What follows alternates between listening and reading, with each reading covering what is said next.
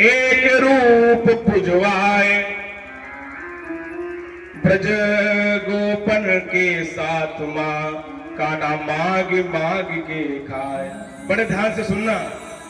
देखो जो भगवान कृष्ण की कथाएं हैं बड़ी मधुर है, बड़ी मीठी है। हम तो कहते, लोग कहते पंडित जी महाभारत सुनाओ। हम वास्तव में बता रहे, अगर आप भगवान की मीठी मीठी कथाएं सुन लो तो आप दुनिया भूल जाओगे। आपके मन में जरा भी विचार नहीं आएगा कि महाभारत सुने, रामायण सुनना, क्योंकि वो नंद नंदन इतने मधुर हैं ही, उनकी कथा भी इतनी मधुर है। अदरम मधुरम वदनम मधुरम। भगवान मधुर है, भगवान की लीलाएं मधुर है, भगवान की कथा मधुर है। भगवान की कथाओं का कोई पार नहीं। लेकिन बात यही, अगर आप मन से कथा सुनेंगे तो आपको आनंद की प्राप्ति होगी। क्यों होगी? क्योंकि भगवान ही आनंद स्वरूप है। अब यहां इस कथा प्रांगण में बैठ करके आप चाहे 4 घंटे कथा सुनो, चाहे 10 घंटे कथा सुनो, आप सब घर परिवार सब भूल जाएंगे, क्योंकि आनंद का ठिकाना है, यहाँ आनंद मिल रहा है। तो आप जब कथा में आएंगे तो आपको आनंद स्वरूप परमात्मा की प्राप्ति होगी, क्योंकि परमात्मा है ही आनंद स्वरूप। बड़ी सुंदर कथा है इनकी। अब इधर तो ब्रजवासी खूब भोग लगा रहे थे और भैया इधर नारद जी को चैन नहीं पड़ा, अपनी बीड़ा उठाई और सीधा पहुंच गए। कहां पहुंच गए? स्वर्ग लोक में पहुंच गए और जोर से जयकारा बोला, बोलो गोवर्धन नाथ भगवान की जय हो। देवराज इंद्र बैठे थे। जैसे इंद्र ने सुना कि ये गोवर्धन पहाड़ कब से भगवान हो गए, बड़े ध्यान से सुनना भाई, गोवर्धन तो पहाड़ है और फिर पहाड़ कब से पूजने लगा। नारद जी ने बताया, अरे महाराज इंद्र, आपको नहीं पता, जो ब्रजवासी वार्षिक तुम्हारी पूजा करते थे, अब की बार तुम्हारी पूजा बंद करके उन्होंने गोवर्धन पहाड़ की पूजा करी है। अब जो इंद्र ने सुना तो क्रोध से आंखें लाल लाल हो गई। अरे अब तक वो कन्हैया माखन चुराता रहा, मटकी फोड़ता रहा, गोपियों के चीर चुराता रहा। अब उसकी ये मजाल है कि वो देवताओं से भी बैर लेने लगा। बड़ा इंद्र को क्रोध आया। वो छली चोर छलिया जिसने घर घर दध दूध चुराया है, वह चतुर अहीरों का बालक कब से ब्रजचंद्र कहाया है। वह चतुर अहीरों का बालक कब से ब्रजचंद्र कहाया है।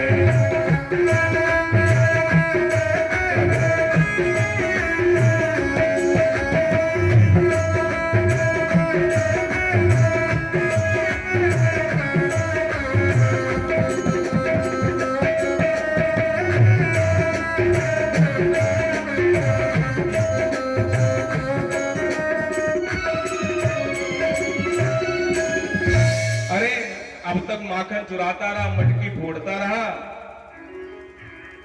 और अब देवताओं से भी बैर करता है।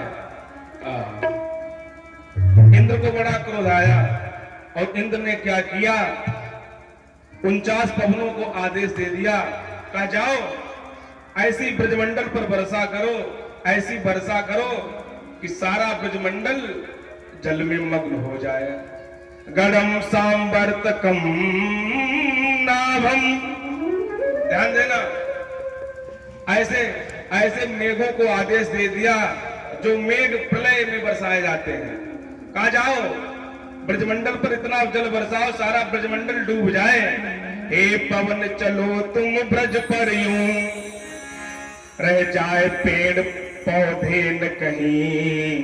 अरे पवन जाओ, रह जाए नंद और नंद लाल, तो देवों का सम्मान करे।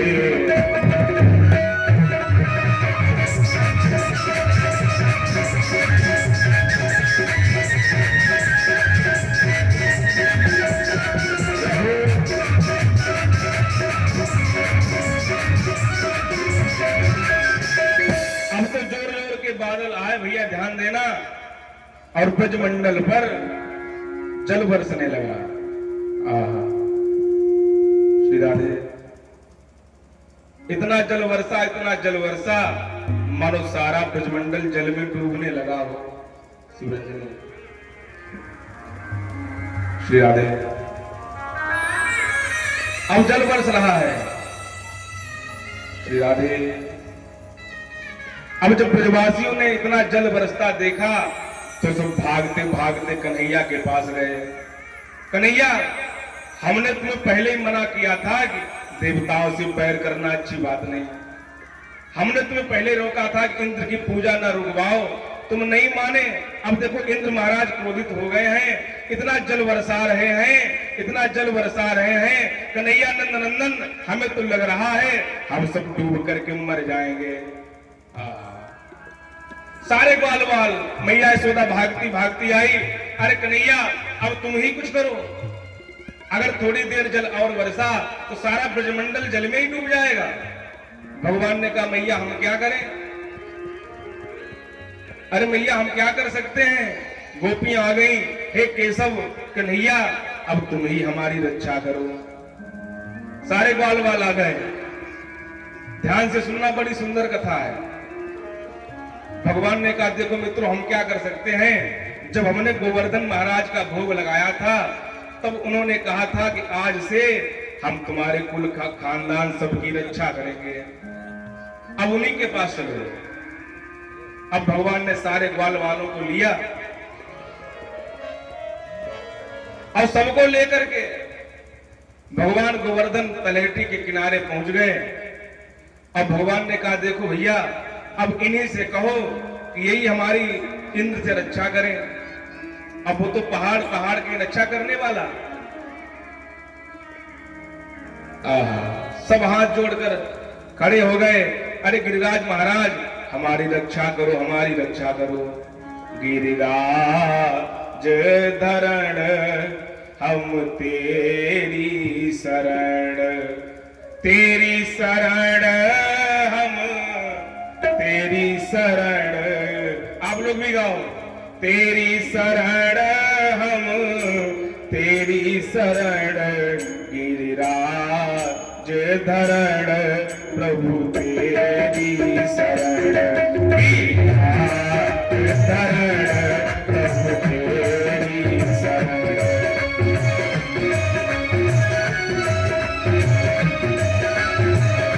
तुम्हारी शरण प्रभु, तुम्हारी शरण प्रभु, तुम्हारी शरण प्रभु, तुम्हारी शरण, गिरिराज धरण प्रभु तुम्हारी शरण, गिरिराज धरण प्रभु तुम्हारी शरण, प्रभु तुम्हारी शरण, प्रभु तुम्हारी शरण। सारे ग्वाल वाल प्रार्थना कर रहे हैं, गिरिराज हमारी रक्षा करो।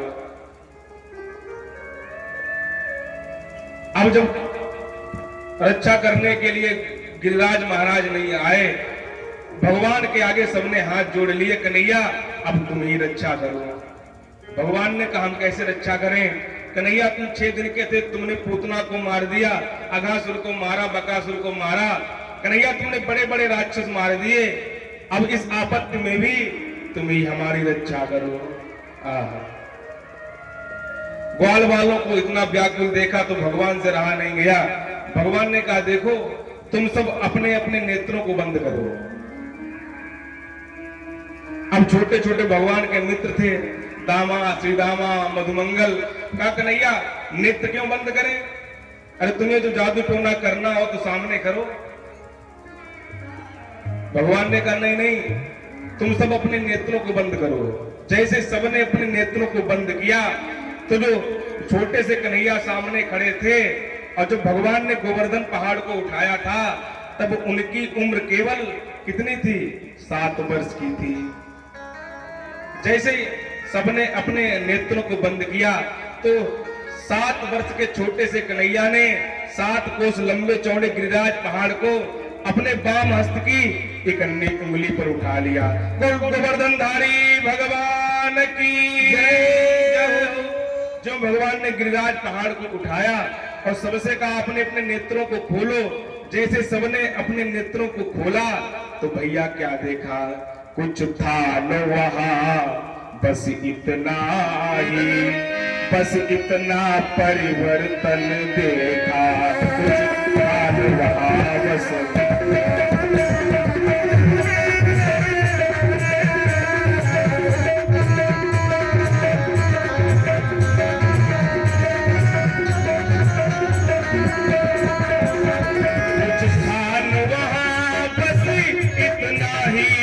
बस इतना परिवर्तन देखा।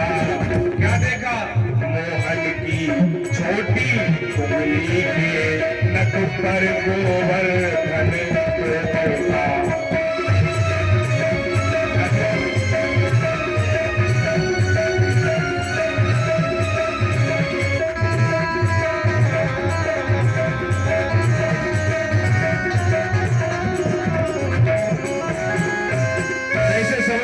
नेत्रों को खोला तो क्या देखा, छोटे से कन्हैया विशाल का लंबे चौड़े पहाड़ को अपने बाम हस्त के और किस पे उठाया, छोटी वाली उंगली पर उठाया। जैसे ही नेत्रों को खोला भगवान ने कहा तुम सब इसके अंदर आ जाओ। अरे मैया बाबा तुम सब इसके अंदर आ जाओ। अब तो सब अंदर आ गए और सब मुंह फाड़ फाड़ करके भगवान की ओर देख रहे। एक सखा बोला कन्हैया ये तुमने पहाड़ कैसे उठा लिया। दूसरा बोला हमने तो पहले कहा था तुम भगवान हो, हमें तो पहले पता था तुम भगवान हो। तीसरा बोला अरे ये भगवान कुछ नहीं है, अरे ये बड़ा जादूगर है, ये टोना जानता है, टुटका जानता है, तभी इसने पहाड़ उठा लिया। देखो जो भगवान के मित्र हैं, सखा हैं, वो भगवान से बड़ा प्रेम करते हैं। ध्यान देना, भगवान के मित्र भगवान से इतना प्रेम करते हैं, इतना प्रेम करते हैं, वो कहते हैं कन्हैया चाहे तुम जो बन जाओ, चाहे तुम माखन चोर बन जाओ, चाहे चित चोर बन जाओ, कुछ भी बन जाओ, लेकिन कन्हैया तुम कभी भगवान मत बनना। अगर कन्हैया तुम भगवान बन गए तो दुनिया वाले तुम्हें उठा करके मंदिर में बिठा देंगे और जो तुम हमें आनंद दे रहे हो, जो तुम लीला में हमें भोग करा रहे हो, कन्हैया वो हमें नहीं मिल पाएगा। इसलिए ब्रजवासी कभी नहीं कहते तुम भगवान हो। अब भगवान खुद कहते हैं मैं ब्रह्म हूं, मैं भगवान हूं, हमें पहचानो। लेकिन ब्रजवासी मना कर देते कन्हैया तुम भगवान नहीं हो। एक बोला अगर कन्हैया तुम भगवान नहीं हो तो फिर तुम 6 दिन के थे, तुमने पूतना कैसे मार दी। दूसरा बोला अरे पूतना इसने थोड़ी मारी थी, अरे वो तो मरी मराई आई थी। अब कन्हैया ये खेलता खेलता गया, उसके ऊपर चढ़ गया, अरे इसने थोड़ी पूतना मारी, अरे इसे तो नहाना धोना भी नहीं आता, ये पूतना क्या मारेगा। यशोदा मैया से नहीं रहा गया, मिट्टी उठाई और कन्हैया के ऊपर से उतार उतार करके डालने लगी। अरे नंद बाबा क्या देख रहे हो, अरे बलराम मेरा छोटा सा कन्हैया, उसकी उंगली दुख जाएगी, अरे तुम सब अपने अपने डंडे लगाओ, अरे कन्हैया को कुछ हो जाएगा, अरे मेरा एकमात्र मेरी संतान है, फिर मैं किसके सहारे रहूंगी। मैया बार बार बलिहारी मना रही, कान्हा गिरवर लियो उठाए, मोकू रहे रहे अचरज आवे, जन्मत ही पूतना संहारी, ऐसो लाल भयो अवतारी, तणवत अघा धेनुका सुर को, तणवत अघा धेनुका सुर को, जमपुर दियो पठाए, मोको रहे रहे अचरज आवे। कन्हैया ने सबसे कहा भैया तुम लोग भी अपने अपने लगा लो, हमारी मैया से नहीं रहा जा रहा। सबने अपने अपने लाठी डंडे लगा दिए। भगवान ने कहा मैया हम थोड़ा आराम कर ले, वालों ने कहा कर लो, तुम्हें क्या लगता तुम उठाए हो। भगवान ने कहा ठीक है। भगवान ने जैसे ही मन बनाया हटाने का तो सबके लाठी डंडे चट चट करके टूटने लगे। अब सब चीखने लगे कन्हैया रक्षा करो, कन्हैया रक्षा करो। भगवान ने पुनः अपनी उंगली को सीधा कर दिया और फिर पहाड़ ऊपर उठ गया। एक बार बोला, कन्हैया कम से कम बता तो दो तुमने ये पहाड़ कैसे उठा लिया। गोपियां आ गई, कन्हैया बताओ तुमने ये पहाड़ कैसे उठा लिया। भगवान ने कहा, तब तो तुमने हमारी खूब शिकायत करी, हम तुम्हारे यहाँ माखन खाने आते थे और तुमने चोरी का बहाना बनाया, मेरी मैया से पिटाई करवाई। आज वही माखन देखो काम आया कि नहीं आया। कुछ माखन को बल बढ़ो, कछु को पन करी सहाय, श्री राधा जू की कृपा सो मैंने गिरवर लियो उठाए। अरे ब्रजवासियों, कुछ तो हमने लूट लूट करके खूब माखन खाया, उसका बल है, और कुछ तुम लोगों ने हमारी सहायता करी, ताई से हमने गोवर्धन पहाड़ को उठा लिया। एक वाला बोला, कन्हैया हमने क्या सहायता करी। भगवान ने कहा, देखो जब हमने गिरिराज पहाड़ को उठाया तो तुम सब अपनी आंखें फाड़ फाड़ करके हमको देख रहे थे, तो हमने क्या किया, तुम्हारी सबकी सारी शक्ति को खींच लिया और उसी के द्वारा हमने पहाड़ को उठा दिया। एक सखा बोला, कन्हैया तभी हमको इतनी कमजोरी लग रही है क्योंकि शक्ति सब तुमने हमारी खींच ली। अब ग्वाल वाल अनेक प्रकार की लीलाएं कर रहे हैं। भगवान समझाते जा रहे, राधा रानी की कृपा है। अरे जब वो बरसाने वाली है किशोरी जी, उनकी कृपा से हमने गोवर्धन पहाड़ को उठा लिया। एक दो दिन नहीं, 7 दिन 7 रात तक इंद्र महाराज घमासान बारिश करवाते रहे, लेकिन ब्रजमंडल पर एक भी बूंद नीचे नहीं आई। भगवान ने चक्र को आदेश दे दिया, इंद्र के कोप से जितना भी जल बरसे, जल वाष्प बना करके उसको आकाश में ही उड़ा दो। अब तो भगवान की बंसी बज रही है और ग्वाल वाल सब नाच रहे हैं और बढ़िया सुंदर सुंदर अंदर भजन हो रहे हैं। तुम मेरा यार है, बड़ा दिलदार है। सारे ग्वाल वाल गा रहे, आप लोग भी गाओ। तुम मेरा यार है, बड़ा दिलदार है, काली कमली वाला मेरा यार है, मेरे मन का मोहन तू दिलदार है। काली कमली मस्ती के साथ गाओ। मेरे मन का मोहन तू दिलदार है, तू मेरा यार है, बड़ा दिलदार है, तू मेरा यार है, बड़ा दिलदार है, काली कमली वाला मेरा यार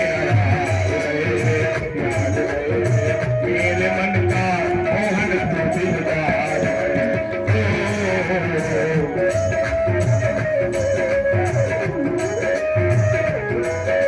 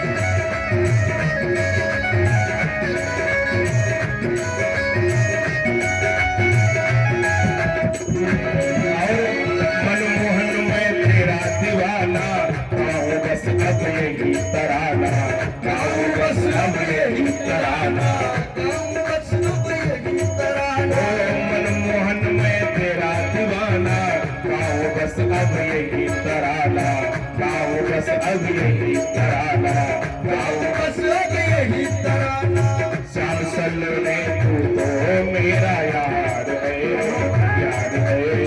मेरे मन का मोहन तू दिलदार है, काली कमली वाला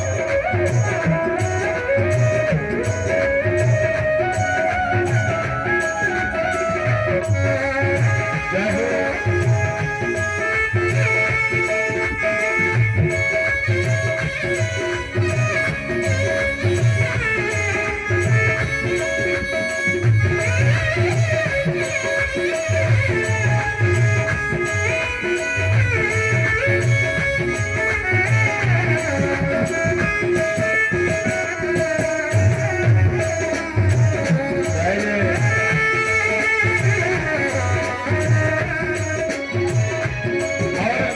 एक था बड़ा सुंदर, तुमको अपना मान लिया है, ये जीवन तेरे नाम किया है, ये जीवन तेरे नाम किया है, ये जीवन तेरे नाम किया है।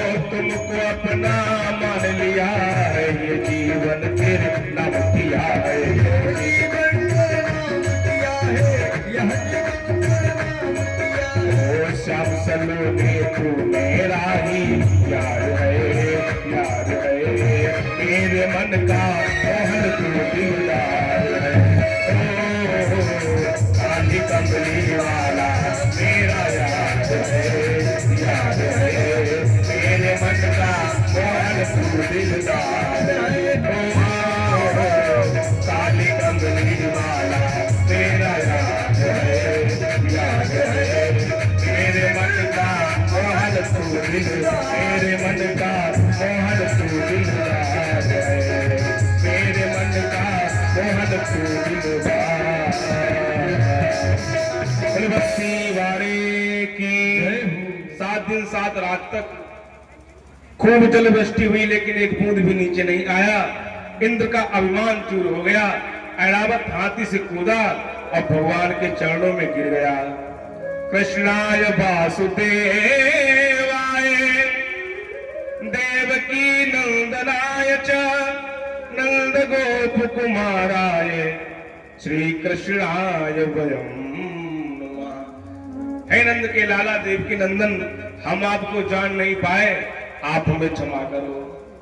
भगवान ने कहा, देखो इंद्र, पहले तो तुम सब हमारे पास आते हो कि अवतार लो अवतार लो, और जब अवतार ले लिया तो तुम सब खुद हमारी परीक्षा लेने में लगे हो, और तुमसे नहीं फुर्सत पाएंगे जो हम अपने मामा कंस के घर जाएंगे।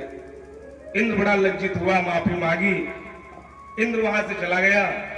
और उधर भगवान ने गिरिराज पहाड़ को वहीं पर डाल दिया और आशीर्वाद दे दिया, जाओ आज से कलयुग में तुम्हारी बड़ी मान्यता होगी, जो भी भक्तगण तुम्हारे दरवाजे आएंगे, परिक्रमा करेंगे, भोग लगाएंगे, उनको हमारे चरणों की प्राप्ति होगी। बोले गोवर्धनधारी भगवान की जय। इसलिए कथाओं में भी गाय के गोबर से गिरिराज भगवान बनवाए जाते हैं और पूजा कराई जाती है। और जो लोग यहाँ कथा में परिक्रमा लगाते हैं तो वही फल मिलता है जो वहां जाकर मिलता है। और भगवान ने कहा, गोवर्धन महाराज, तुम्हारी लंबाई चौड़ाई रोज 1-1 तिल कम होगी, धीरे धीरे घट रहा है गोवर्धन पहाड़। इस प्रकार से भगवान ने गोवर्धन पहाड़ की पूजा करवाई। अब भगवान तो भगवान, जिसकी चाहे उसकी पूजा करा दें। और इधर सारे ग्वाल ब्रजवासी अपने अपने घर वापस आए। और इधर भगवान को एक दिन अपना वो वचन याद आया कि हमने गोपियों से कहा था हम तुम्हारे साथ में रासलीला करेंगे। बड़ी सुंदर कथा। भगवान को अपना वचन याद आया कि अरे, हमने तो गोपियों को वचन दिया है कि हम तुम्हारे साथ रास और महारास करेंगे। तो भगवान ने समय नहीं लिया, विश्वकर्मा को आदेश दिया, कहा जाओ रमण रेत में बढ़िया रासलीला का मंच बनवाओ, अब हम रासलीला करेंगे। आहा, भगवान पहुंच गए, बढ़िया रंगमंच बना है, बड़ी बड़ी मड़ियां लगी हैं, मणिमाणिक लगे हैं, बढ़िया सुंदर रासलीला का मंच बनवाया गया। ऐसा मंच नहीं बना जैसा आपके यहाँ बनता कबीला खेड़ा में ना, बड़ा सुंदर मंच बनवाया गया। और ऐसी रासलीला भी नहीं होती जैसी आपके यहाँ होती है। एक लोग बोले, पंडित जी भगवान ने रासलीला करी, और भगवान करे तो लीला और हम लोग करें तो कैरेक्टर ढीला। बड़े बड़े लोग बुद्धिमान बने हैं। हमने कहा भैया तुमने रासलीला की कथा ही नहीं सुनी। रासलीला का मतलब ये नहीं कोई भोग लीला थोड़ी है, वो तो आत्मा और परमात्मा के मिलन की लीला है।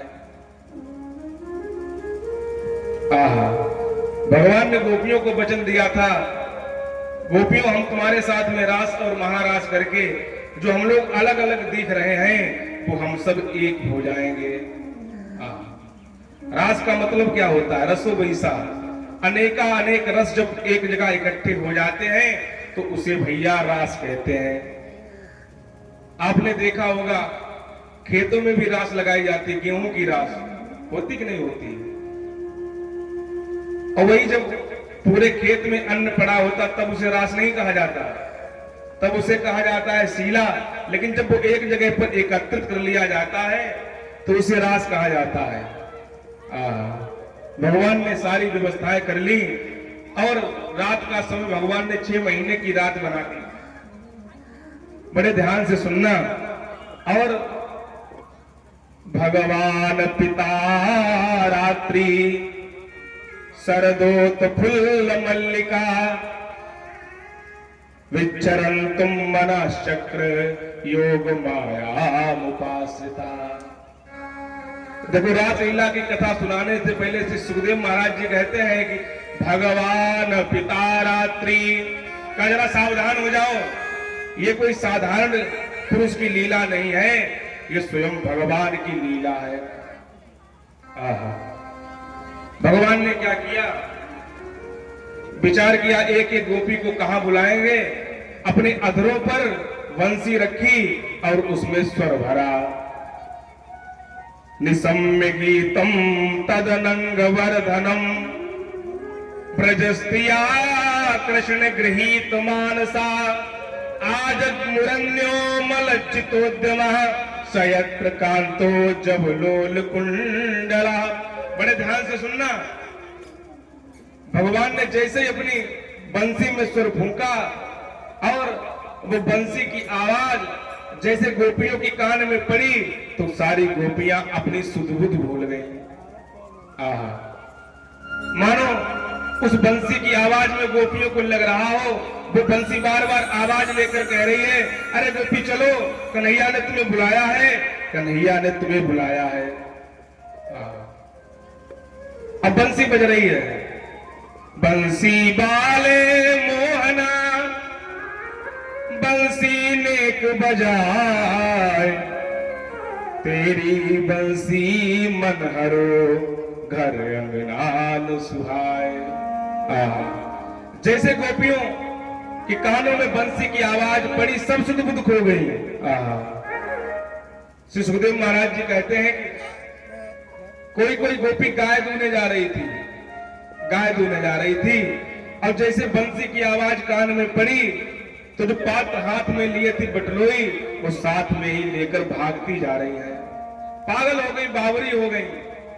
कोई कोई गोपी अपने पति को भोजन करवा रही थी और जैसे बंसी की आवाज कानों में पड़ी तो रोटी उठाई थी पति महाराज की थाली में रखने के लिए, और जो बंसी की आवाज पड़ी तो रोटी साथ में ही लेके जा रही है। सब सुध-बुध खोल गई। व्यास जी कहते कोई कोई गोपी श्रृंगार कर रही थी।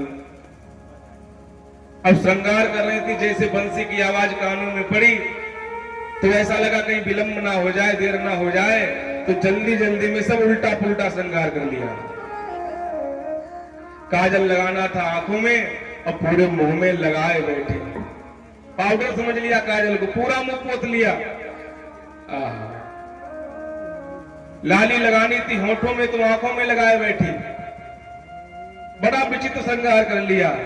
और जब वो गोपी वहां से भागी, दूसरी मिल गई। अरे बहन, ये कैसी काली कलूटी बन के जा रही हो? अरे कन्हैया देखेंगे तो डर और जाएंगे। उस गोपी ने कहा तुम्हें नहीं पता, ये काला कलूटा तो सांसारिक लोग देखते हैं, हमारा कन्हैया तो अंदर की सुंदरता देखता है। सारी गोपियां भागती जा रही हैं। बाजी कहाँ बाजी, बाजी कहाँ बाजी, बाजी कहाँ बांसुरी तो बजी वृंदावन में है। अब सारी गोपियां भागती तो जा रही, एक दूसरे से सलाह करती जा रही है, अरे बहन ये तो बताओ ये बंसी बजी कहाँ?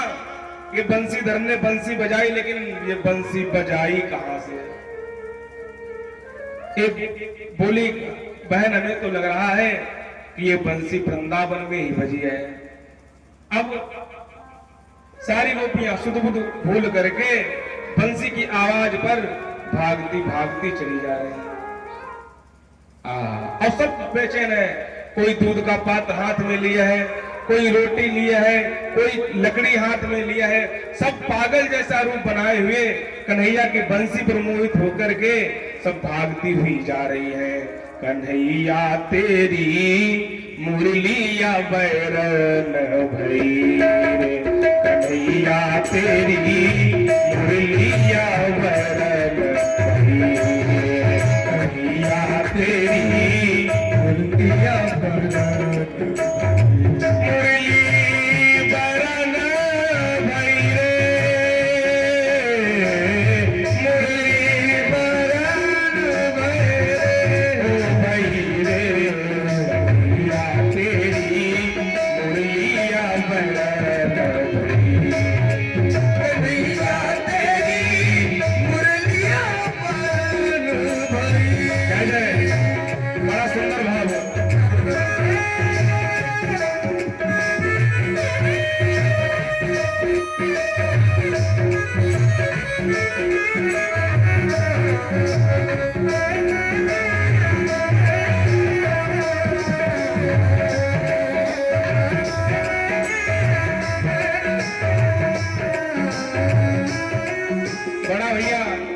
सुंदर भाव, ध्यान देना।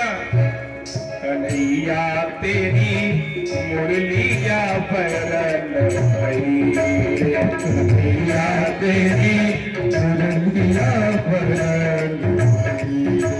और भैया और एक गोपी कह रही क्या हालत है, खीर में नमक दाल में शक्कर, खीर में नमक एक गोपी खीर बनाने जा रही थी। सुनाई दे रहा सबको? आगे से पीछे तक सुनाई दे रहा सही से? न सुनाई देता हो तो पांडे जी से मिलना। खीर में नमक, एक गोपी खीर बनाने जा रही थी। अब तब तक उस बंसी वाले ने अपनी बंसी बजाती तो खीर में डालने को डिब्बा उठाया था शक्कर वाला, लेकिन बावरी हो गई, सुध भूल गई, उठाया नमक और खीर में डाल दिया। खीर में नमक दाल में शक्कर, एक गोपी दाल बनाने जा रही थी, डालना था नमक और डाला उसमें शक्कर। खीर में नमक दाल में शक्कर, ऐसो चलायो श्याम ने शक्कर, ऐसो चलायो श्याम ने। और बीच आन खड़ी रे, बीच आन खड़ी रे, ओ सवरिया तेरी मुरलिया बैरन भई, सवरिया तेरी मुरलिया बैरन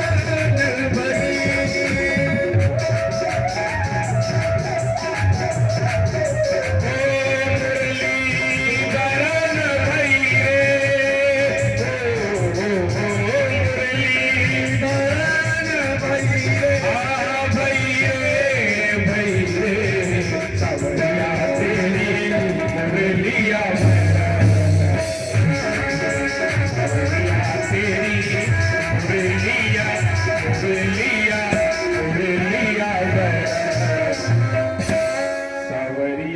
तेरी मुरलिया बैरन।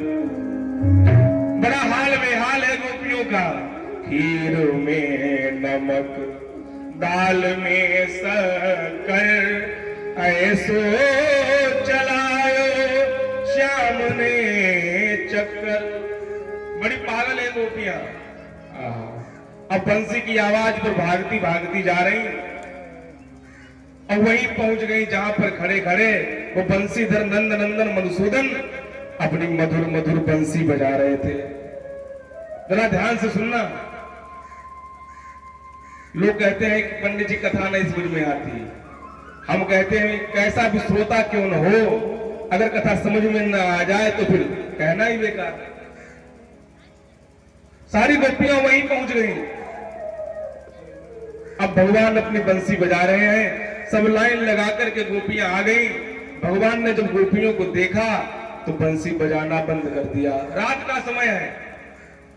आहा, भगवान ने बंसी बजाना बंद कर दिया और गोपियों की ओर देखते हुए कहा, अरे गोपियों, तुम सब इतनी रात में मेरे पास क्या करने आई हो? स्वागतम वो महाभाग। पहले तो जब गोपियों को देखा तो भागवतकार कहता है कि स्वागतम वो महाभाग। अरे गोपियों, तुम सब इतनी रात में मेरे पास आई हो, तुम्हारा हम स्वागत करते हैं। गोपियां बड़ा प्रसन्न हो गए। चलो कम से कम हमें बुलाया, स्वागत तो हमारा किया। लेकिन फिर भगवान ने बात बदल दी। स्वागतम वो महाभागा प्रियम किम करवाणवा ब्रजस्यानामयम कश्चिद भूतागमनस्य कारणम। पहले तो कहा तुम्हारा बड़ा स्वागत है, और फिर बात बदल दी, कहा तुम्हारा स्वागत तो है, लेकिन तुम अपने आने का हमें कारण बताओ। गोपियों ने कहा, नंदन पहले तो बंसी बजा करके तुमने खुद हमें बुलाया, पहले आपने खुद अपनी बंसी बजा करके हमें न्योता देकर बुलाया, और जब हम तुम्हारे लिए अपना घर परिवार खानदान लोग लज्जा छोड़ करके तुम्हारे पास आ गए, तब तुम पूछते हो कि आने का कारण बताओ। जैसे आप किसी रिश्तेदार को फोन करो, पहले घर पर बुलाओ, और जब वो घर पर आ जाए, डोरबेल बजाए, आप दरवाजा खोलो, भैया क्यों आए हो, अपने आने का कारण बताओ। बेचारा मन महसूस के रह जाएगा। भगवान ने कहा अपने आने का कारण बताओ। अब तो गोपियां शांत खड़ी है।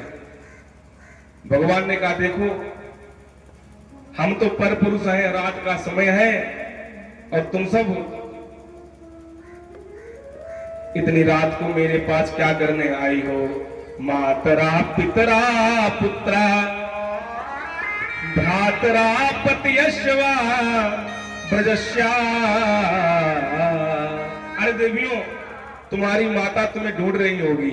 मातरा पितरा पुत्रा, तुम्हारी माँ तुम्हें ढूंढ रही होगी, तुम्हारे पिता तुम्हें खोज रहे होंगे, और तुम्हारे पुत्र और भाई तुम्हारे लिए परेशान हो रहे होंगे।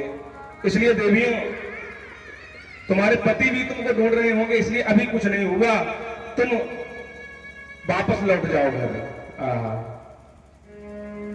जरा ध्यान से सुनना, बड़ी अद्भुत कथा है। भगवान ने कहा, गोपियों, तुम्हारे पति, तुम्हारे बच्चे, तुम्हारे भाई, सास ससुर सब तुम्हारे लिए परेशान हो रहे हैं। देवी, तुम ऐसा करो, तुम वापस लौट जाओ। अब तो गोपियां सब शांत खड़ी हुई है। गोपी ने कहा, कन्हैया हम वापस कहाँ जाए? गोविंद मेरो है, गोपाल मेरो है।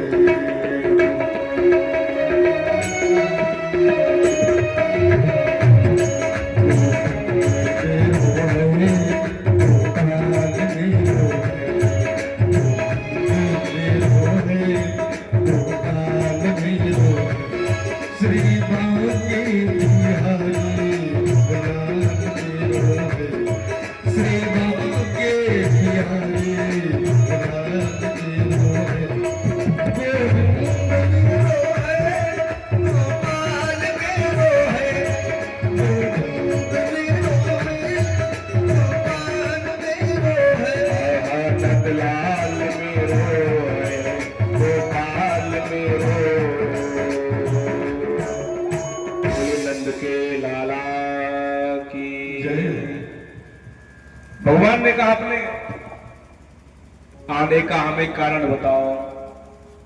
अब सब शांत खड़ी हुई है। भगवान ने कहा, देखो पतिव्रता नारी में बड़ी ताकत होती है, और तुम सब अपने अपने पतियों को छोड़ करके हमारे पास क्या करने के लिए आई हो? भगवान ने एक पतिव्रता नारी का उदाहरण दिया। कहा, देखो गोपियों, पतिव्रता में बड़ी शक्ति होती है, बड़ी सामर्थ्य होती है। वो कैसे? कहा, देखो गोपियों, एक पतिव्रता स्त्री थी। बड़े ध्यान से सुनना। श्री राधे, थोड़े हार में, श्री राधे सीताराम। पतिव्रता में बड़ी ताकत है। देखो गोपियों, एक पतिव्रता नारी थी, उसका यही काम था, अपने पति की बात मानना, पति की सेवा करना, पति को भोजन कराना, और कोई काम नहीं करती थी वो।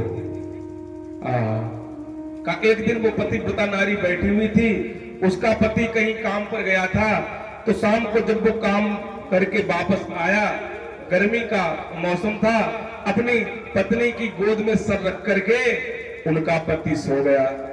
बड़े ध्यान से सुनना। और जब पति सो गया, पत्नी जो है हवा कर रही थी ऊपर, तब लाइट का जमाना नहीं था, अपना हाथ वाला पंखा और अपने पति के ऊपर हवा कर रही थी। नारी, पति सो रहा था, कहा, और वहीं पास में ही आग जल रही थी, और कहीं दूर पर उस पतिव्रता का बालक भी सो रहा था। थोड़ा समय गुजरा होगा, छोटा सा अबोध बालक, उसके दोनों आंखें खुल गईं और उसने आग को जलता देखा। बालक क्या जाने, वो उठ करके बालक आग की ओर बढ़ने लगा। और अब पतिव्रता नारी बड़ा शंका में पड़ गई, अगर मैंने अपने बालक को नहीं बचाया तो आग जला देगी, और अगर पति के ऊपर पंखा करना बंद कर दिया तो हमारा पतिव्रत धर्म टूट जाएगा। ऐसी ऐसी हमारे यहां नारियां हुई, पति की सेवा करने वाली, वो आज तो कोई बात भी नहीं मानता। तेरा ध्यान से सुनना कथा, कथाओं से ही सीखा जाता। उसने विचार कर लिया, भले ही हमारा पुत्र आग में जलकर के मर जाए, लेकिन हम अपने पति के ऊपर पंखा बंद नहीं करेंगे। अब वो बराबर अपने हाथों से पंखा कर रही, और भैया वो अबोध बालक आग की ओर बढ़ने लगा। और जब आग की ओर बालक बढ़ा तो उस आग ने विचार किया, अगर मैंने कहीं ऐसे पतिव्रता नारी के बच्चे को जला दिया तो जो पतिव्रता नारी हमको श्राप दे देगी। आहा, इसलिए भैया जो बालक आग में गिरा तो वो आग जो थी जल रही थी, लाल लाल भभकती हुई आग, वो चंदन के कीचड़ के समान ठंडी हो गई। सुतम पतत्तम प्रतमिच्छ पावके, जो बालक वो गिरा तो वो आग चंदन के कीचड़ के समान ठंडी हो गई, लेकिन उस पतिव्रता के बच्चे को आग ने नहीं जलाया। देवी, पतिव्रता नारी में बड़ी ताकत होती है, और तुम सब ऐसे अपने पतियों को छोड़ करके हमारे पास आई हो, इसलिए देवी अभी कुछ नहीं हुआ, तुम सब वापस लौट जाओ। एक ही धर्म, ध्यान देना माताएं बहने, एक ही धर्म एक व्रत निभा,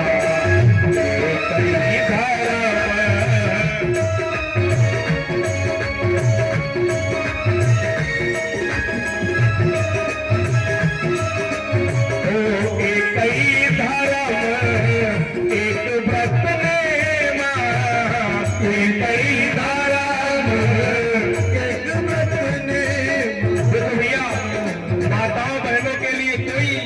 धर्म की आवश्यकता नहीं, एक ही पूजा, एक ही धर्म, एक ही कथा, एक ही नियम, अरे सब कुछ एक। और जब ज्यादा कुछ करने की आवश्यकता नहीं तो फालतू में फायदा भी क्या, करना क्या है? काय वचन मन पति पत प्रेमा, काय वचन मन पति पत प्रेमा।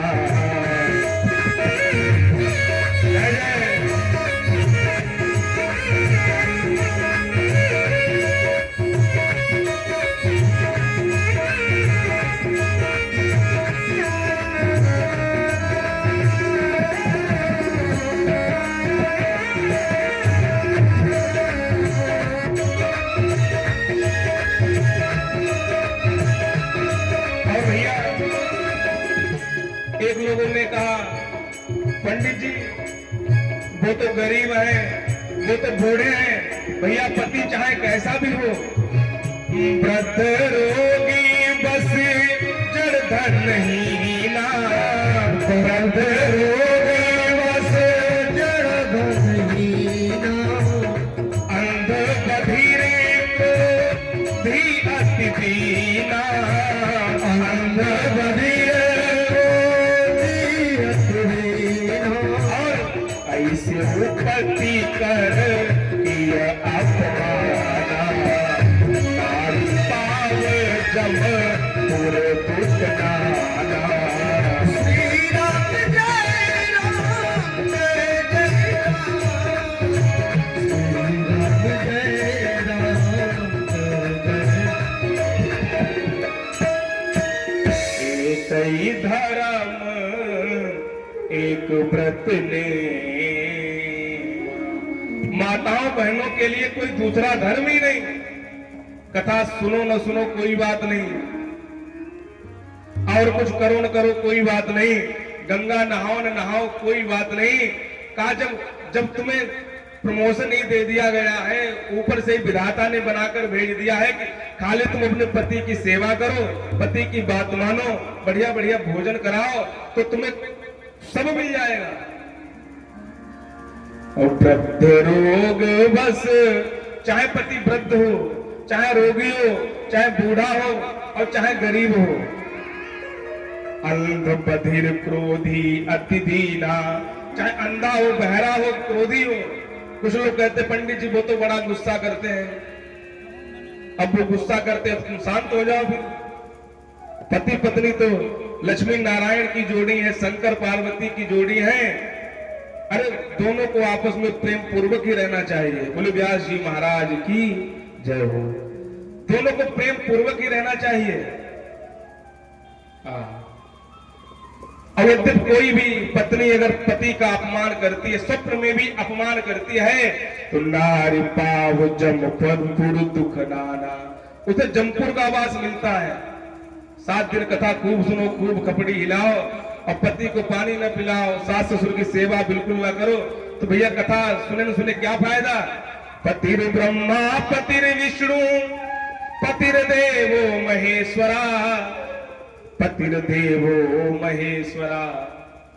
पति में ही परमात्मा को मान करके पूजा करनी चाहिए, तो परम पिता परमात्मा अवश्य मिल जाएगा। आग ने बच्चे को जलाया नहीं,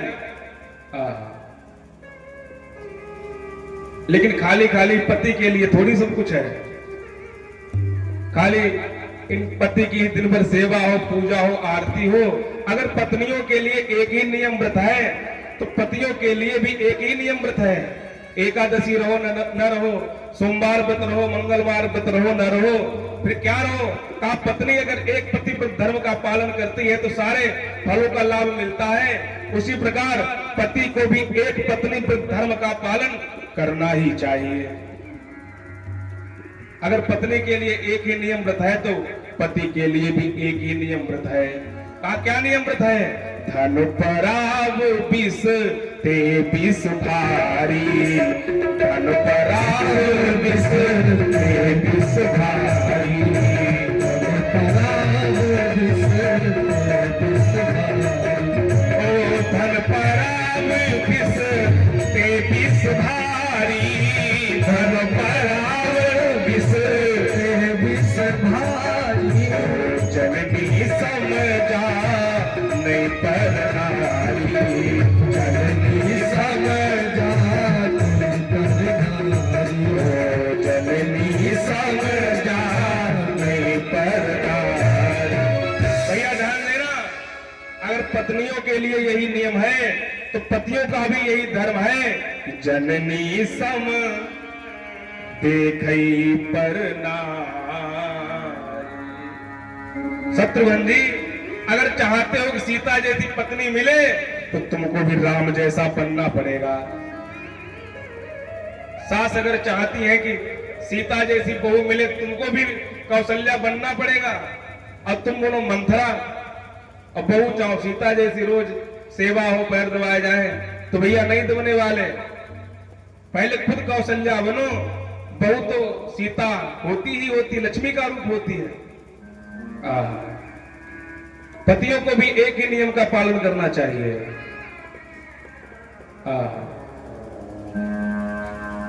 एक पति ऐसे कथा सुनकर गया और जाकर के अपनी पत्नी से कहा, देखो पंडित जी कथा में कितनी अच्छी बात सुना रहे थे कि वो सावित्री कितना पवित्र थी, कितना सती थी कि यमराज के हाथों से अपने पति को छुड़ा लिया। जरा ध्यान देना कथा पे, ध्यान देना इधर कथा में सब लोग। कहा देखो सावित्री ने अपने पति को यमराज के हाथों से छुड़ा लिया और तुम हो हमारी पानी नहीं देती हो, तुम कलयुग की कामिनी, तुमने कछु ना कीन, और सावित्री यमराज से पति का लाई छीन। कहा वो सावित्री, एक कहा तुम, और पत्नी भी वो कम नहीं थी, पढ़ी लिखी। उसने कहा अच्छा ज्यादा तुम ज्ञानोपदेश करते हो? उसने कहा हाँ, तो कहा हम भी तुमको ले आएंगे, हम कलयुग की कामिनी, हम हैं बुरी बला, और यम क्या, यम के बाप से तुमको लाए छुड़ा, तनिक तुम मर के देखो, तनिक तुम मर के देखो। अरे कैसी बातें करते हो, यमराज क्या, हम तुम्हें यमराज के बाप से भी छुड़ा कर लाएंगे, अरे कम से कम मर के तो देखो तुम। बोली भक्तवत्सल भगवान की जय हो। बड़ा सुंदर भगवान ने उपदेश दिया। एक गोपी बोली कन्हैया जैसी कथा तुम सुनाते हो ऐसी कथा तो हमको भी बहुत आती है। भगवान ने कहा सुनाओ। कहा देखो कन्हैया, एक पतिव्रता नारी थी, अपने पति की ही पूजा सेवा किया करती थी। एक दिन पति परदेश जाने लगा धन कमाने के लिए, तो वो बेचारी उसकी पत्नी रोने लगी। कैसे दिन कटी है जतन बताए जायो, जतन बताए जायो, यतन बताए जायो। अरे नाथ, आप हमें छोड़ करके जा रहे हो, आप कब आओगे? उसके पति ने कहा देवी हम 1 महीने बाद आ जाएंगे, और अपनी फोटो ली और अपनी पत्नी को दे दी। कहा देवी जब तक हम वापस ना आ जाएं तुम हमारी फोटो की पूजा करना। पत्नी ने कहा महाराज हम थोड़ा भी पढ़े लिखे नहीं हैं, हमें पता ही नहीं 1 महीने में कितने दिन होते हैं, आप कब लौट करके आएंगे। बड़े ध्यान से सुनना। अब पति सोचा अब इसे कैसे समझाए। क्या किया, दीवार पर 30 लाइनें कर दी और कहा देवी जब 1 दिन हो जाया करे तो तुम 1 लाइन को मिटा देना, और जिस दिन सारी लाइनें मिट जाएंगी देवी तुम दरवाजा खोलोगी हम तुम्हारे सामने आ जाएंगे। अब पति तो समझा करके चला गया। अब वो यही करती, 1 दिन हो गया 1 लाइन मिटा दी। अरे अब तो 29 दिन बचे हमारे प्रीतम आ जाएंगे। 10 दिन हो गए, 20 दिन हो गए, 25 दिन हो गए। जैसे जैसे लाइन मिटाती जा रही है वैसे वैसे उसकी उत्कंठा बढ़ती जा रही है। अब हमारे प्रियतम, अब हमारे पति महाराज अब तो 5 दिन बाद वापस लौट कर आ जाएंगे। धीरे धीरे 1 लाइन बची, 1 लाइन उसने मिटा दी और मंदिर में पहुंच गई जहां पति की फोटो रखी हुई थी। बैठी बैठी पूजा कर रही है, आज हमारे पति देव आ जाएंगे। बड़ी मिलने की उत्सुकता है। शाम का वक्त था, पत्नी बैठी बैठी पूजा कर रही थी। पति ने दरवाजे से आवाज लगाई, अरे देवी मैं आ गया, दरवाजा खोलो। अब वो बैठी बैठी पूजा कर रही थी। हे नारायण, हे भोले बाबा, हमारे पति महाराज सकुशल अपनी यात्रा से लौट करके वापस आ जाए। और जब उसने आवाज लगाई पत्नी चौंक गई। गोपियों ने कहा कन्हैया अब यहीं पर हमारा प्रश्न है, आप हमें बताओ अब उसे फोटो की पूजा करनी चाहिए या आए हुए पति की पूजा करनी चाहिए। भगवान ने कहा देखो देवियों, जब तक पति नहीं था तो पति के प्रतिबिंब में पति को मान करके पूजा पाठ करना सही था। अब पूजा करते करते स्वयं उनका पति आ गया है तो फोटो की पूजा ना करके जो आया हुआ पति है उसका आदर सत्कार और उसे भोजन कराना चाहिए। गोपियों ने कहा कन्हैया हमने भी तो यही किया। हमने अपने पूजा पाठ के द्वारा अपने सांसारिक पति को, सांसारिक सास ससुर भाई को हमने सबको प्रसन्न कर लिया है, तब कहीं जाकर के हमें आपकी प्राप्ति हुई है। ए कन्हैया हमने तुम्हें वास्तव में बड़ा सच्चा प्रेम किया है, इसलिए अब आप हमें ठुकराओ नहीं। कैसा घर कैसे घर वाले हम आज सभी को भूल गए।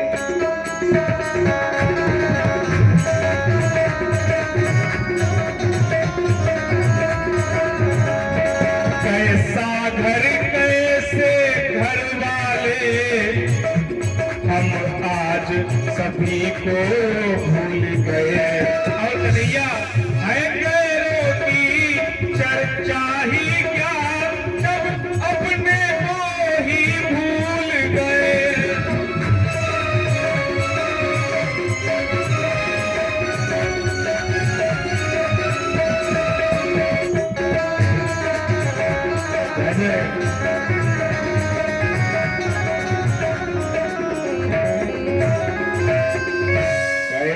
घर कैसे घर वाले, हम आज सभी को भूल गए।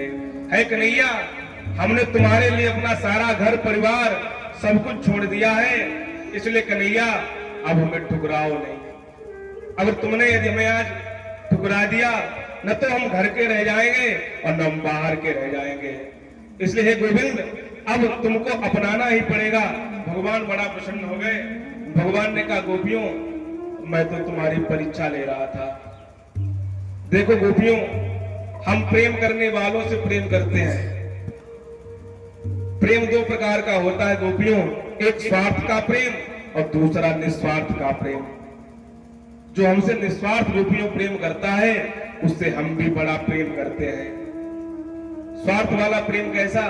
अगर आप किसी से प्रेम करते हो तो आपका कोई न कोई उससे फायदा है, कोई न कोई लेन देन है, तब आप स्वार्थ के वशीभूत होकर के उससे आप प्रेम करते हो। अब गोपियों, एक होता है निस्वार्थ प्रेम, न कुछ लेना है न कुछ देना है, क्या करना है, खाली हमें अपने प्रेमी की, अपने प्रियतम की दिन रात याद बनी रहे। इससे बढ़कर कोई प्रेम सच्चा हो ही नहीं सकता। प्रेम का मतलब ये नहीं होता हमें कुछ मिल जाए, धन मिल जाए, संपत्ति मिल जाए, ये तो प्रेम सांसारिक प्रेम है। अगर हम किसी से प्रेम करते हैं तो सबसे सच्चा प्रेम वो है कि सामने वाला जान भी ना पाए कि आप उसे प्रेम करते हैं। प्रेमी यही सोचता है कि हम जिससे प्रेम करते हैं वो हमेशा प्रसन्न बना रहे, बस और क्या चाहिए। आजकल का प्रेम ऐसा, आज तो सब स्वार्थ का प्रेम है। भगवान कहते, गोपियों, जो भक्त हमसे प्रेम करते हैं वो केवल दिन रात हमको याद करते हैं और उस याद के बदले में हमसे कुछ नहीं मांगते। एक लोटा जल चढ़ाया तो 1 लाख की बुलेट मांग ली, तो फूल चढ़ा दिए तो ऐसा लगता है मानो भोले बाबा को खरीद लिया। हे भोले बाबा, गाड़ी हो जाए, मकान बन जाए, बहू के पोता हो जाए, 1 लोटा जल में सब मांग लिया। ऐसा प्रेम हम नहीं मानते गोपियों, हम तो ऐसा प्रेम मानते हैं। प्रेमी दिन रात हमें याद करता रहे, याद करता रहे, और उस याद के बदले में सांसारिक वस्तु को न मांग करके वो हमको हमसे ही मांग ले। जो भक्त हमको हमी से मांग लेते हैं वही मेरा सच्चा भक्त है। देखो भगवान, लोग कहते हैं पंडित जी भगवान मिलते नहीं, भगवान मिलते नहीं। जरा ध्यान देना, लोगों की शिकायत रहती, पंडित जी 50 कथाएं सुन ली, सब कुछ कर लिया, आगे भगवान मिले क्यों नहीं। मंदिर जाओ तो भगवान बोलते भी नहीं। हमने कहा भैया, जिस दिन भगवान बोलने लगे तो मंदिर जा भी नहीं पाओगे। सड़ा वाला केला चढ़ाते हो, भगवान कहेंगे भाग जाओ रस केला लेकर। नहाए हो तो ठीक, नहीं नहाए हो तो ठीक, अगर भगवान बोलने लगे तो भैया पूजा पाठ कोई कर ही नहीं पाएगा। इसलिए भगवान आए ना आए, भगवान मिले ना मिले, लेकिन भगवान की याद बनी रहे।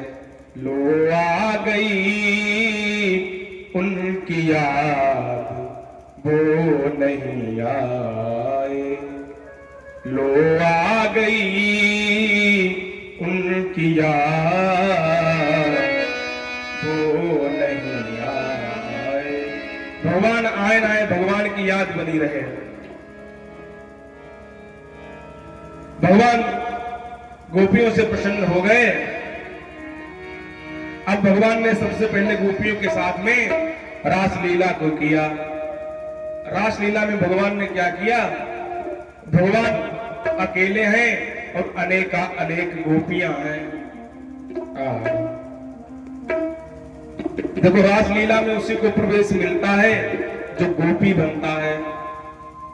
गोपी का मतलब ये नहीं कोई स्त्री हो, का हर वो व्यक्ति गोपी है जो भगवान की कथा सुनता है, जो 5 ज्ञानेंद्रियां, 5 कर्मेंद्रियां और 11वां मन सबके द्वारा भगवान के रस को प्राप्त करता है, वही तो भैया गोपी है। अब ये रासलीला की कथा कोई साधारण कथा नहीं है, ये तो आत्मा और परमात्मा के मिलन की कथा है। अब तो सारी गोपियां भगवान को गोल गोल चक्कर में घेर लिया और भगवान के साथ में रासलीला करने लगी। और जब भगवान गोपियों के साथ रासलीला करने लगे तो गोपियों को अभिमान हो गया। देखो हम सब इतना सुंदर हैं कि जो हमारे पीछे भगवान घूम रहे हैं, तीनों लोगों का ठाकुर हमारे पीछे पीछे घूम रहा है। और जब गोपियों को अभिमान हुआ सोई भगवान सही सही वो प्रजांगना, भगवान गोपियों के पीठ से अंतर ध्यान हो गए, राधा रानी को साथ में लिया और अंतर ध्यान हो गए। भगवान को लगा देखो गोपियों के अंदर अभिमान हो गया। जब भगवान राधा रानी को लेकर के अंतर ध्यान हुए सारी गोपियां रोने लगी, हे गोविंद, हे गोपाल, अभी कहां हमें इतना प्रेम दे रहे थे और आप हमें छोड़ करके कहां चले गए। अब इधर भगवान जब राधा रानी को साथ में लेकर गए, खूब राधा रानी का श्रृंगार किया, तो राधा रानी को भी अभिमान हो गया। इतनी सारी गोपियां हैं और उन सारी गोपियों में हम सर्वश्रेष्ठ सुंदर हैं, तभी कन्हैया हमको एकांत में लेकर आया। राधा रानी अभिमान के वशीभूत होकर भूल गई। भगवान से कहा कन्हैया चलते चलते हमारे पैरों में दर्द हो रहा है। भगवान ने कहा मेरे कंधे पर अपना पैर रखो। जो ही पैर रखना चाहा तो भगवान अंतर ध्यान हो गए और राधा रानी धड़ाम से गिर गई। अब गोपियां अलग रो रही हैं और राधा रानी अलग रो रही हैं। भगवान सबको छोड़ करके चले गए, क्योंकि जहां अभिमान है वहां भगवान नहीं आते हैं। यदि चाहना है सुख शांति लाभ लूटन की, तो चित्त की चलाए मान विकृति संभाल लो। अनुभव जनित अखंड रस पीना है तो प्रेमी पथिकों के चरणों में शीश डाल दो। मन रूपी मकान में भगवान को बिठाना है तो पहले महान अभिमान को निकाल दो। जहां अभिमान है वहां भगवान नहीं आने वाले। अब राधा रानी अलग रो रही है और सारी गोपियां अलग रो रही हैं। अब पीछे वाली गोपियां भगवान को खोजते खोजते आई तो क्या देखा, राधा रानी भी बैठी बैठी रो रही हैं। राधा रानी से पूछा अरे बहन क्या वो नंद नंदन तुमको भी छोड़ करके चला गया। अब तो राधा रानी सहित सारी गोपियां रोने लगी, हे गोविंद, हे गोपाल, आप हमें क्षमा करो, हमसे न जाने कौन सा अपराध हो गया जो आप अभी इतना प्रेम दे रहे थे वो आप हमें छोड़ करके चले गए। यहीं पर गोपियों ने गोपी गीत गाया और बड़ा भगवान को याद किया।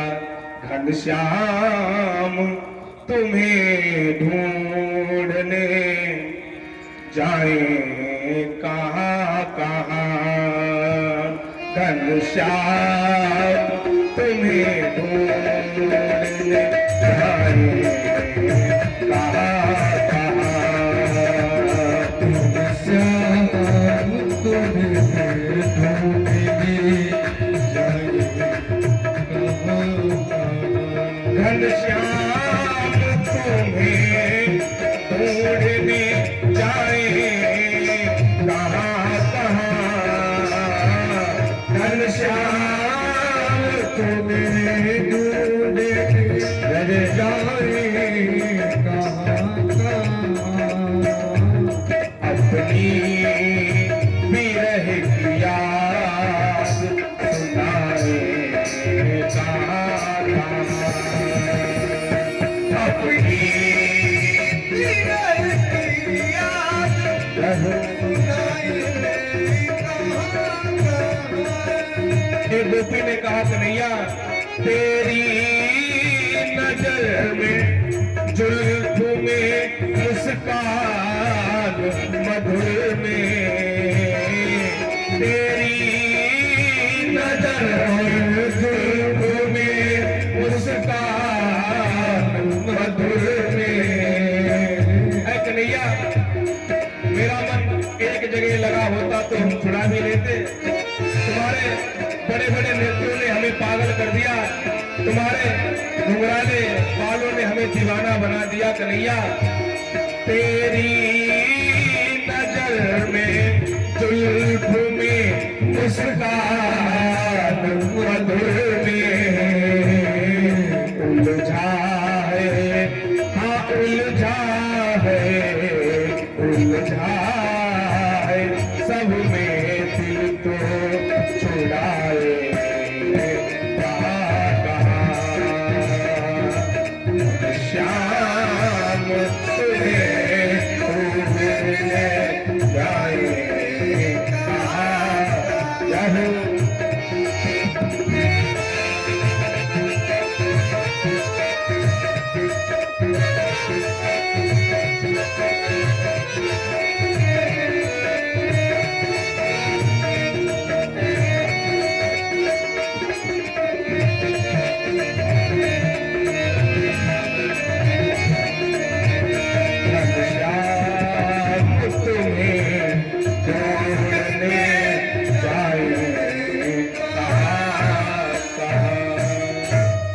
सारी गोपियां इतना रोई, जो गोपियों का अभिमान था वो त्रिबिंद बनकर के जब रवण रेत में टपक गया तब भगवान से नहीं रहा गया। सारी गोपियां विलाप कर रही, कन्हैया अगर तुमको हमें छोड़ कर ही जाना था तो पहले फिर बंसी बजा करके हमको बुलाया ही क्यों। जो मैं ऐसा जानती प्रीत करे दुख होए, नगर ढिढोरा पीटती प्रीतन करियो कोय। कन्हैया अगर हमें पता होता तुम इतना प्रेम देने के बाद में तुम छोड़ करके चले जाओगे तो तुमने हमें बुलाया ही क्यों। कन्हैया हमने तुम्हारे लिए अपने पतियों को, अपने सास ससुर को, अपने बच्चों को सब कुछ छोड़ दिया, लोक लज्जा का त्याग कर दिया, अब सब कुछ त्याग करके तुम्हारे पास आए थे तो कन्हैया तुम भी हमें छोड़ करके चले गए। इसलिए हे नंदनंदन केशव अब आप आ जाओ और आकर के हमें दर्शन दो। गोपियां इतना रोई, कोई गोपी यशोदा बन गई, कोई पूतना बन गई और कोई कन्हैया बन गई और स्वयं ने रासलीला करना प्रारंभ कर दिया। भैया तभी से यह रासलीला का आयोजन प्रारंभ हुआ। कभी पूतना मारी जा रही, कभी तृणावर्त, कभी अगासुर, एक वाला काली नाग बन गया, एक कन्हैया बन गया। आज तक भगवान ने जितनी ब्रजमंडल में लीलाएं करी थी सारे गोपी ग्वाल वाल सारी लीलाएं करने लगे। बार बार गोपियां रो रही, जयति तेधिकम जन्मना प्रजा सरत इंदिरा सासुदत्ति। गोपियों ने गोपी गीत गाया, अरे कन्हैया तुम्हारी जय हो, तुमने जब से ब्रजमंडल में अवतार लिया है तो ब्रजमंडल की भी जय जयकार होने लगी है। जो लक्ष्मी कहीं ठहरती नहीं है, कहीं टिकती नहीं है, कन्हैया जब से तुम्हारा अवतार हुआ है वो अचला लक्ष्मी चपला बन करके मानो वृंदावन में ही बस गई है। एक गोपी बोली, इसके क्या सुनाती हो। अरे ये तो है ही ऐसा, जिसने भी कन्हैया से प्रेम किया है इसने उसे दुख ही दिया है। जो भी कन्हैया को अपनाना चाहता है इसने दुख ही दिया है। अरे ये बड़ा छलिया है, ये जन्म से ही छलिया है, इसलिए हम जो भी होगा हम यही मर जाएंगे लेकिन घर लौट करके वापस नहीं जाएंगे। एक गोपी बोली, बहन ये तो इतना छलिया है, सीधा साधा बेचारा बलि था, बामन बन करके गया और फिर इतना लंबा चौड़ा रूप बना लिया और इसने बलि को भी छल लिया। यही थे जिन्होंने चला था हिरण्यकशिपु को। अरे बहन ये वही है जिन्होंने हिरण्यकशिपु को चला था। अरे पता नहीं कितने दैत्य इसने मार दिए। छोटा मत जानो ये है छलिया जन्म के, ये तो बड़े छलिया है। जब जब कोई इनसे प्रेम करता है ये उन्हें छोड़कर ही चले जाते हैं। इसलिए बहन अब कुछ भी हो जाए हम कहीं नहीं जाने वाले। भगवान कहीं नहीं गए थे, भगवान भी एक गोपी का रूप बना करके उसी गोल में बैठे हुए थे और भगवान देखना चाहते थे कि भक्त हमारी याद कैसे करते हैं। और भगवान भी बैठे बैठे रो रहे हैं, लंबा सा घूंघट डाले हैं और भगवान भी बैठे बैठे रो रहे हैं। भगवान कह रहे गोपियों ठीक कहती हो, वो नंद का लाला बड़ा छलिया है, देखो तुम सबको पहले यहाँ बुलाया और छोड़ करके चला गया। एक गोपी बोली, नहीं नहीं तुम ऐसे मत कहो, अरे वो कैसे भी हो लेकिन उन कन्हैया ने पग पग पर हमारी रक्षा करी। हमारे ब्रजमंडल पर पता नहीं कितनी पत्नियां आई, कहीं पूतना आई, कहीं अगासुर आया, कहीं तड़ावर्त आया। अरे बहन, हमेशा उस कन्हैया ने रक्षा करी। और एक बात क्या बताएं, हमारे ब्रजमंडल में आग लग गई थी, हम सब बड़ा व्याकुल हो गए थे, तो कन्हैया ने उस आग को पी लिया और हमारी रक्षा करी। इसलिए तुमने कहो कुछ नहीं, हमारा प्रेमी है बहन, जैसा भी है, अच्छा है तो हमारा है और बुरा है तो हमारा है। अब भगवान भी रो रहे, गोपियां कम रो रही, भगवान ज्यादा रो रहे हैं। भगवान को लगा तभी भक्त हमारे लिए दिन रात रोते रहते हैं। भगवान की प्राप्ति में वो आनंद नहीं मिलता है जो भगवान की याद में आनंद मिलता है। आप याद का उल्टा कर दो, क्या हो जाएगा? दया। आप भगवान को याद करते रहेंगे, आप भगवान को याद करते रहेंगे, तो एक ना एक दिन वो नंद नंदन दया करने के लिए आ ही जाएंगे।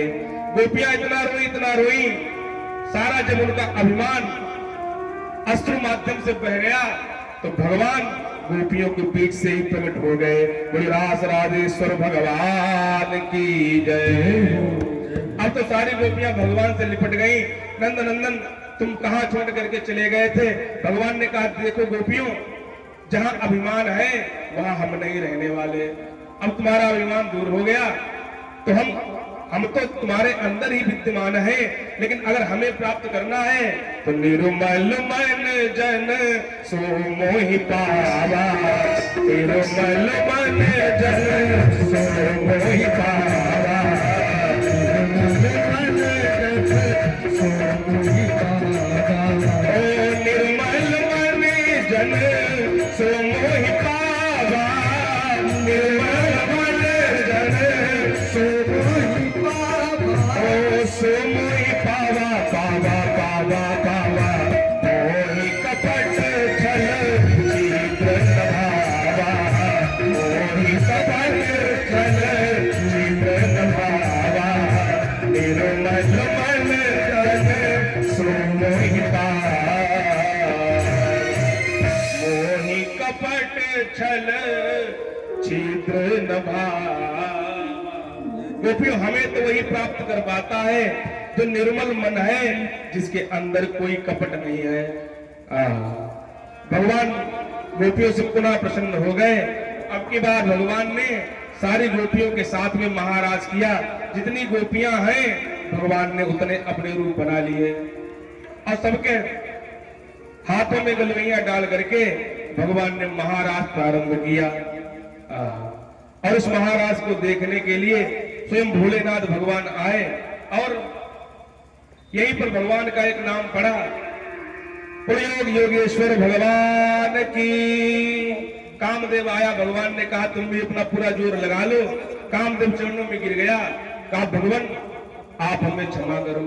देखो, जंगल में रह करके, एकांत में रह करके कोई कहे हमने काम को जीत लिया तो ये कोई बड़ी बात नहीं।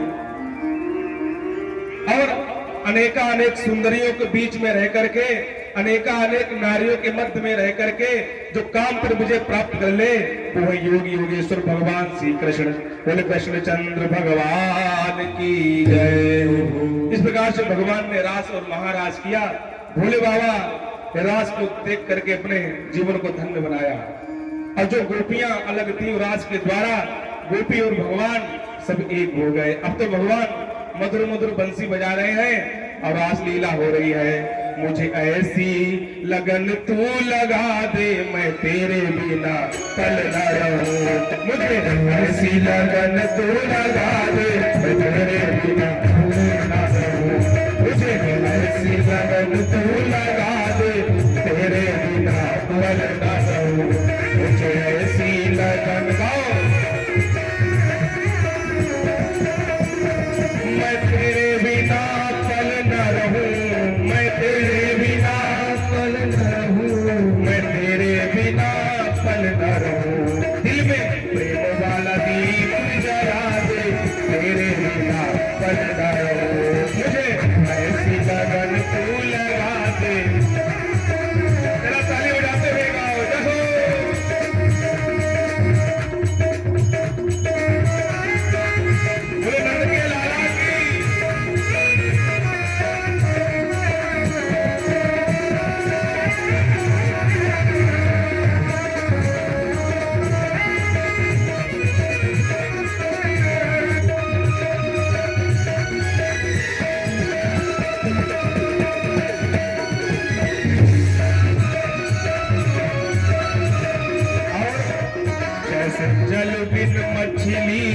पल ना जिए, जैसे जल बिन मछली पल ना जिए, ऐसे जल बिन मछली पल ना जिए, जैसे जल बिन मछली पल ना जिए, वैसे तड़पूं मैं घड़ी घड़ी तेरे लिए, वैसे तड़पूं मैं घड़ी घड़ी तेरे लिए। दिल में प्रेम वाला दीप जला दे, दिल में प्रेम वाला दीप जला दे, मेरे बिना पल ना रहो, मुझे ऐसी लगन तू लगा दे।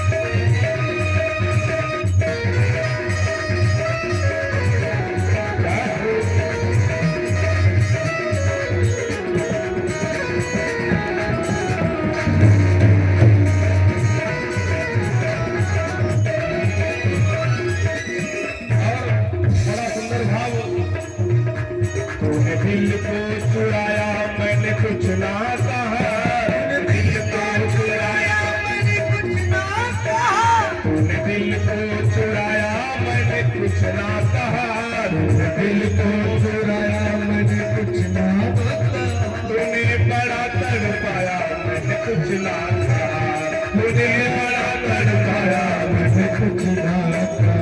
अब नशा प्रेम वाला ऐसा चढ़ा दो, नशा प्रेम वाला ऐसा चढ़ा दो, तेरे बिना पल ना रहूं, मुझे ऐसी लगन तू लगा दे, तेरे बिना पल ना रहूं, मुझे ऐसी लगन लगन तो लगा दे कि तेरे बिन पल ना रहूं।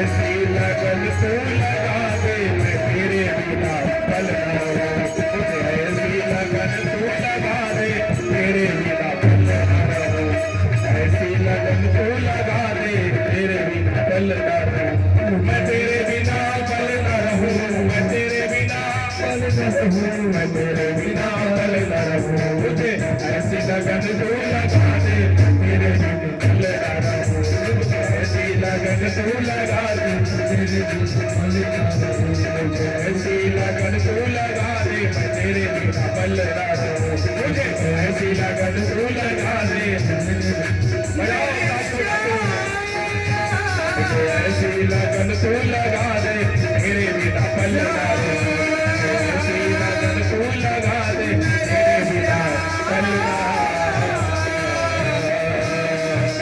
बोले विष्णु कन्हैया लाल की, नंद के लाला की, भागवत महापुराण की जय जय श्री राम।